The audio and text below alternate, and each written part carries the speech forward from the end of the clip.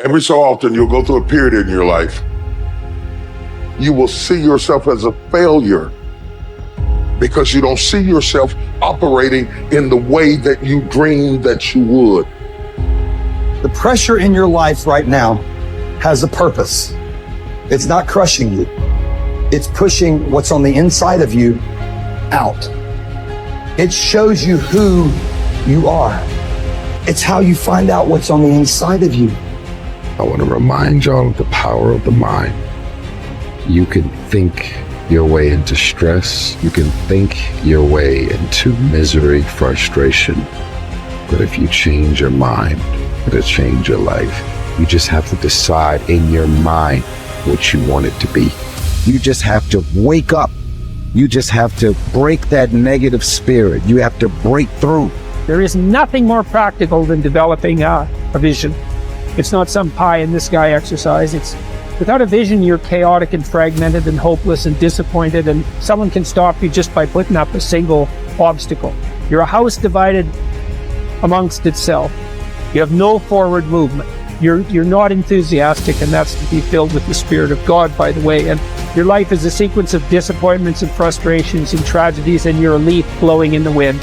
And that is not what you're called to be. That's not what you're called to be. You're called to be a visionary constructor of the paradise of vision.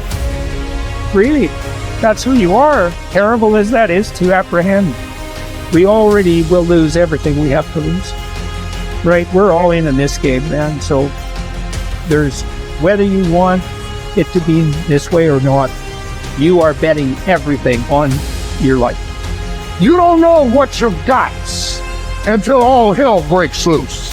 You don't know what you can take until the pressure is applied to your life. You don't know what you can endure until people stab you in the back and walk away from you. You don't know how much courage you have until you've been under fire and under struggle and under tribulation. Just as nature takes every obstacle, every impediment, and works around it, turns it to its purposes, incorporates it into itself, so too, a rational being can turn each setback into raw material and use it to achieve its goal. You can make anything very tough for yourself, or you can do anything playful. There is nothing really tough or easy. It is the way people experience it that something becomes very tough or something becomes a joyful process. If you make light of yourself, life will never sit heavy upon your heart. It will be light. But you think too much of yourself, everything will become difficult. Sitting, standing, somebody looked at you like this, so much difficulty, isn't it? Somebody did not look at you, so much difficulty. This is because you have made yourself bigger than what you are. You have ideas about yourself, exaggerated ideas about yourself. If you become too serious about who you are, then everything becomes difficult. If you carry yourself lightly, then everything is with ease. There's two great words of antiquity everybody should learn. Here they are, one's positive and one's negative. Here's the positive word from antiquity, behold. That's the positive word. Behold the possibilities, behold the opportunity, behold the future and give it design. Behold and look at the chances you've got. Behold, spring has come. Behold, the day has arrived, and the sun is shining and the shadows are fleeing away. Behold, the next person you can meet might be your friend for life. Behold, the next person might be a colleague forever. Behold, that's the positive word, behold. Now, here's the negative word, beware. Beware of what you become in pursuit of what you want. Beware. All of our lives, we have to deal with behold and beware. When a kid goes to school, it's behold the opportunity and beware the dangers. Behold and beware. So beware of what you become, pursuing what you want. Some things I went for in the very beginning cost me too much.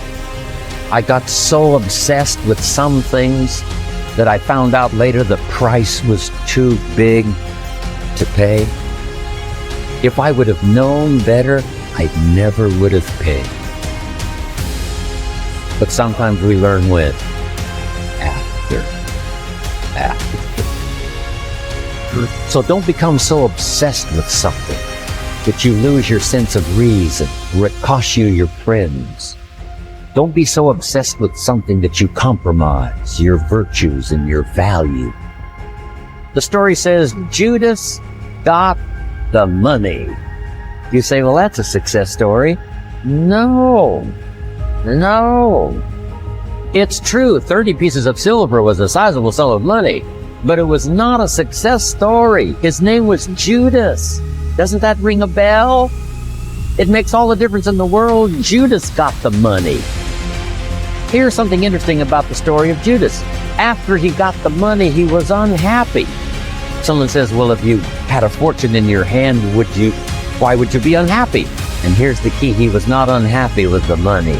He was unhappy with himself. Here's a key phrase. The greatest source of unhappiness is self-unhappiness. It's not from outside the things that make us unhappy. Greatest devastating unhappiness is to be unhappy with yourself. Now, a mild form of unhappiness is constructive. The desperate form of unhappiness is destructive. It's like worry. We should all worry a little, but not let it destroy our lives. So it's called caution, but not undue caution. It's called fear and worry, but not the worry that kills you, not the worry that destroys you. It's like hate. You don't need to hate your job. Save your hate for the important things like evil, like the weeds that attack your garden, like the diabolical ideas that try to entice your children. You don't need to hate everything. I hate this, I hate that. That's the misuse of your hate. Save it for the things we really must. How long are you going to wait before you demand the best for yourself and in no instance bypass the discriminations of reason? You have been given the principles that you ought to endorse, and you have endorsed them. What kind of teacher then are you still waiting for in order to refer your self-improvement to? You are no longer a boy, but a full-grown man. If you are careless and lazy now and keep putting things off and always deferring the day after which you will attend to yourself, you will not notice that you are making no progress, but you will live and die as someone quite ordinary. From now on, then, resolve to live as a grown-up who is making progress, and make whatever you think best a law that you never set aside. And whenever you encounter anything that is difficult or pleasurable or highly or lowly regarded, remember that the contest is now. You are at the Olympic Games. You cannot wait any longer, and that your progress is wrecked or preserved by a single day in a single event. Success is both a journey and a destination, isn't it?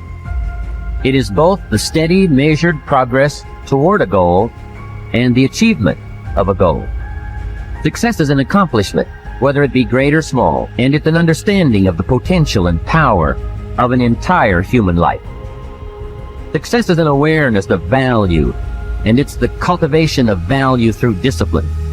It can be tangible or intangible. Success is a process of turning away from something in order to turn toward something else. From no exercise to exercise, from candy to fruit, from not investing to investing.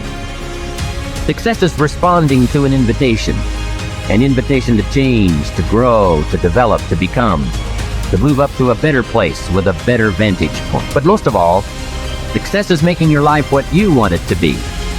Considering all the possibilities, considering all the examples, what do you want for your life? That is the big question. Remember, success is not a set of standards from our culture, but rather a collection of personal values, clearly defined and ultimately achieved. Success is your better life for you, the design you give it, the dreams you accomplish. Making your life what you want it to be for you, that is success.